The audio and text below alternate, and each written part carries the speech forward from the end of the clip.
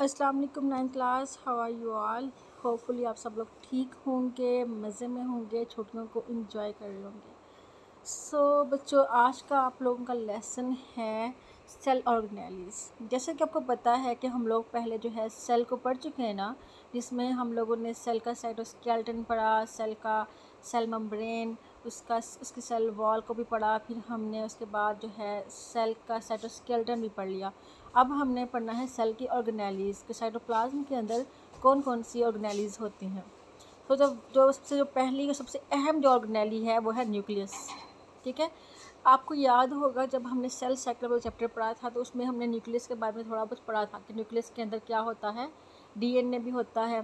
ठीक है, इसके अलावा न्यूक्लियस के अंदर क्रोमोसोम्स थे, ज़ाहिर क्रोमोसोम्स के अंदर ही डीएनए होता है ना।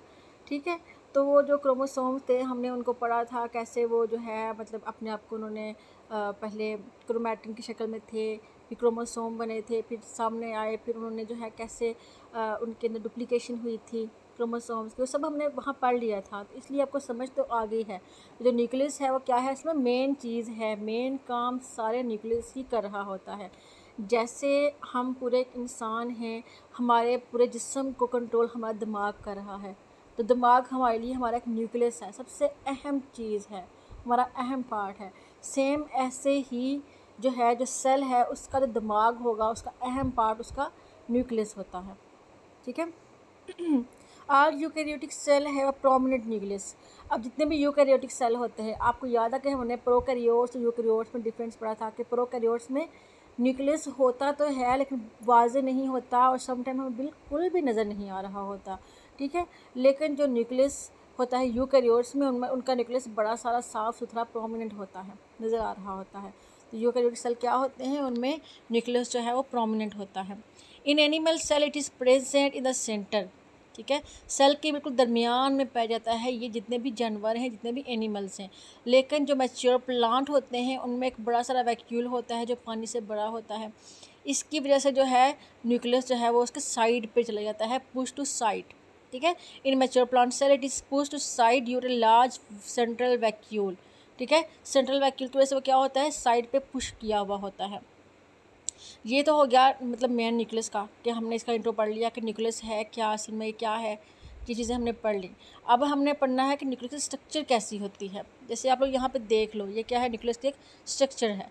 ठीक है, अच्छा अब देखते हैं इसको। The nucleus is bounded by our nuclear membrane. सबसे पहले होती है न्यूक्लियर के बाहर एक न्यूक्लियर मेम्ब्रेन। ठीक है, सबसे पहले क्या होती है, न्यूक्लियर के बाहर एक न्यूक्लियर मेम्ब्रेन, न्यूक्लियर की मेम्ब्रेन। जैसे कि ये देखिए न्यूक्लियर की क्या है, ये बाहर वाली न्यूक्लियर मेम्ब्रेन है ये। जैसे कि हमने सेल मेम्ब्रेन पढ़ा था, सेल की जो बाहर वाली दीवार थी वो सेल मेम्ब्रेन थी, ऐसे ही अब न्यूक्लियस की बाहर वाली दीवार जो है वो क्या है, इसकी न्यूक्लियर मेम्ब्रेन है। ओके, अच्छा जो उसके बाद इट इज़ डबल मेम्ब्रेन। अब ये भी क्या होगी, डबल होगी, डबल होगी। ठीक है, जैसे हमने सेल मेम्ब्रेन पर थी वो भी क्या थी, डबल थी, ये भी क्या होती है, डबल ही होती है। And known as nuclear envelope. तो इसका नाम क्या रख दिया गया है, न्यूक्लियर इन्वेलप। ये देखें ये क्या है, सारा न्यूक्लियर इन्वेलप ही है, जैसे ये नाम भी यहाँ पे लिखा हुआ है। तो ये सारे का सारा क्या है, असल में न्यूक्लियर इन्वेलप। ठीक है, जो न्यूक्लियर मेम्ब्रेन होगी उसी को हम न्यूक्लियर इन्वेलप बोलते हैं, वो डबल लेयर होती है। It is also semi permeable.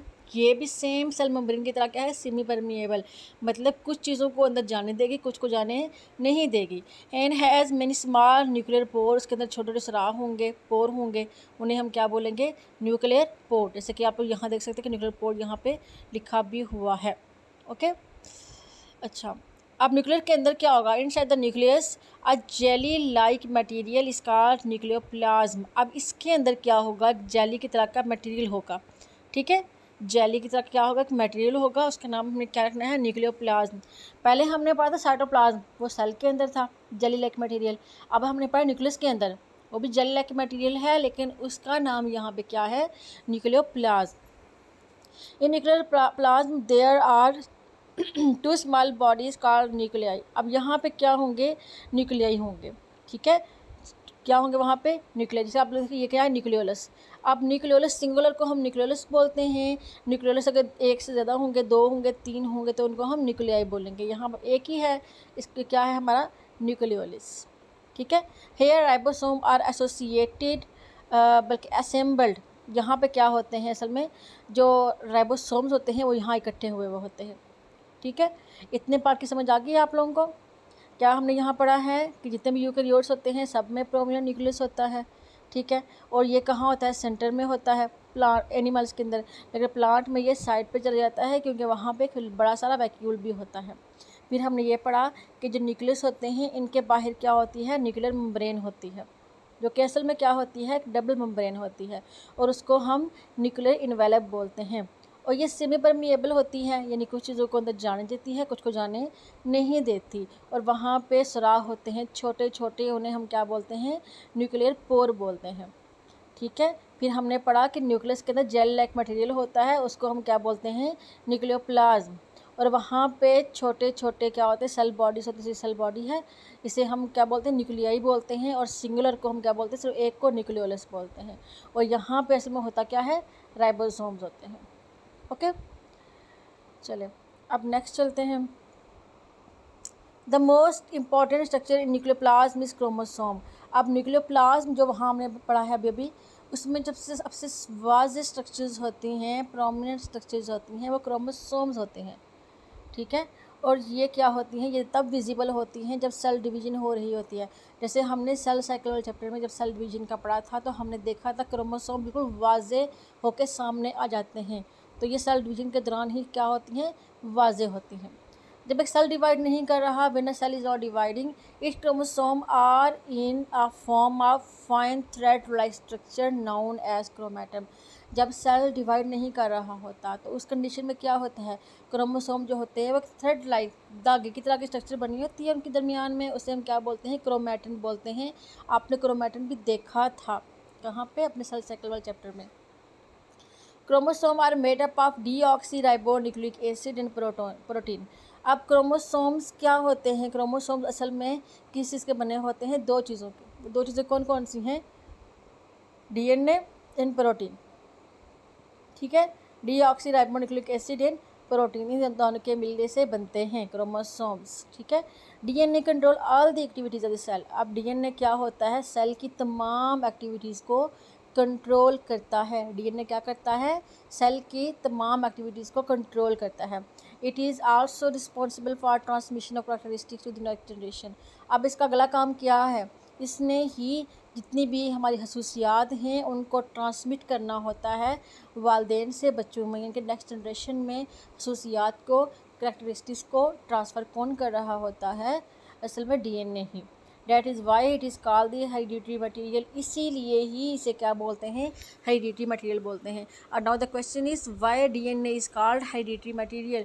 DNA को हेरिडिटरी मटीरियल क्यों कहते हैं, क्यों कहते हैं, because it is responsible for the transmission of characteristics to the next generation. क्योंकि नेक्स्ट जनरेशन में सारी कैरेक्टरिस्टिक्स जो हैं इसने ही ट्रांसमिट करनी होती हैं। The prokaryotic cell do not contain prominent nucleus. अब अगली बात, जितने भी प्रोकैरियोटिक सेल होते हैं उनके अंदर न्यूक्लियस प्रोमिनेंट नहीं होता, वाज़ेह नहीं होता। तो फिर उनके क्रोमोसोम जो हैं उनमें सिर्फ डीएनए होता है, प्रोटीन नहीं होती। There chromosome content DNA but protein are absent, में प्रोटीन नहीं होती। It is submerge in the cytoplasm, और वो भी कहाँ होती है, साइटोप्लाज्म के अंदर ऐसे ही पड़ी हुई होती है, ठीक है। तो हमने यहाँ पे दो चीज़ें पढ़ ली हैं। हमने ऊपर जो है यूकेरियोटिक का सारा पढ़ा है, नीचे हमने ये वाला सारा प्रोकैरियोटिक पढ़ा है, जो दो लाइनें हैं। जिसमें हमने सिर्फ ये चीज़ पढ़ी है कि उनके अंदर न्यूक्लियस जो है वाज़ेह नहीं होता, ठीक है। उनमें न्यूक्लियस जो है वो प्रोमिनेंट वाज़ेह नहीं होता। तो क्रोमोसोम के अंदर सिर्फ और सिर्फ डीएनए होता है, प्रोटीन नहीं होती, ठीक है। और वो भी जो डीएनए होगा वो सिर्फ साइटोप्लाज्म के अंदर ही पड़ा होता है। ये हमारा कंप्लीट हो गया न्यूक्लियस वाला। अब नेक्स्ट इज़ राइबोसोम्स। राइबोसोम्स क्या होते हैं, राइबोसोम्स आर टाइनी ग्रैन्यूल्स। ये राइबोसोम्स असल में क्या होते हैं, टाइनी छोटे छोटे ग्रैन्यूल्स होते हैं, दाने की तरह की शक्लें होती हैं, छोटी छोटी, ठीक है। जैसे अब ये देखें, यहाँ पे ज़रा बड़े ही हैं, लेकिन वहाँ पे हमें छोटे छोटे दानों की तरह नज़र आते हैं।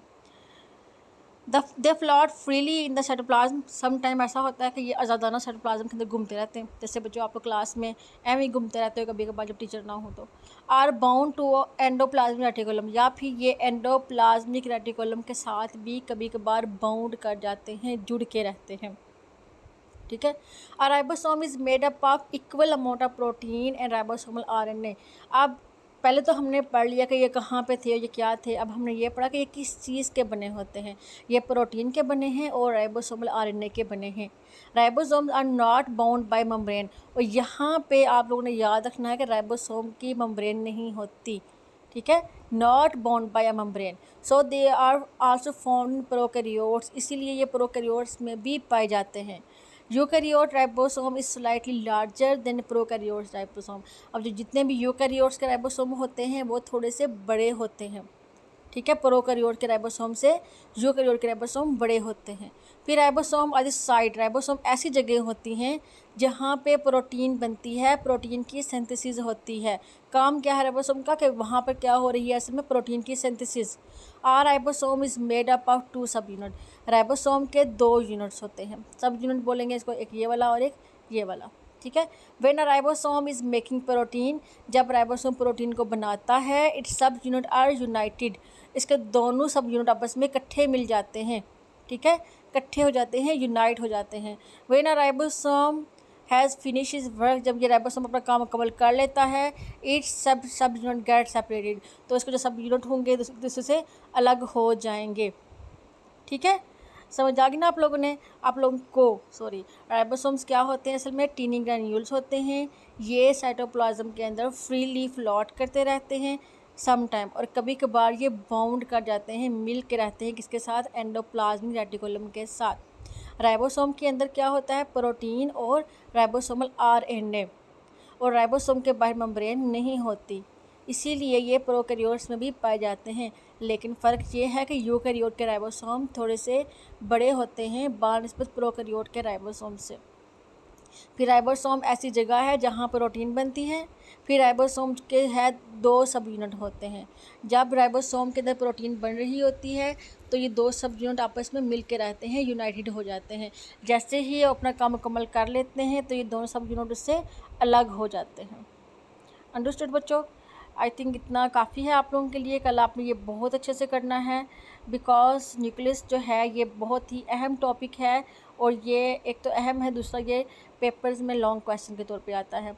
Long most of the time long आता है, लॉन्ग ना भी आए तो शॉर्ट में जो है इसके पार्ट, न्यूक्लियर एनवेलप की डेफिनेशन या न्यूक्लियोपोर की या न्यूक्लियोप्लाज्म की, मोर ओवर इसमें जो है ये क्या कहते थे इसको, ये क्रोमोसोम्स की, या फिर राइबोसोम जो है ये डीएनए प्रोकैरियोट्स में कैसा होता है वो सब भी आ सकता है। फिर राइबोसोम भी बहुत इंपॉर्टेंट है, ठीक है, तो इसके सब यूनिट भी इंपॉर्टेंट है। तो आप लोगों ने ये बहुत अच्छे से करना है। किसी बात की समझना है तो आप लोगों ने मुझसे पूछ लेना है।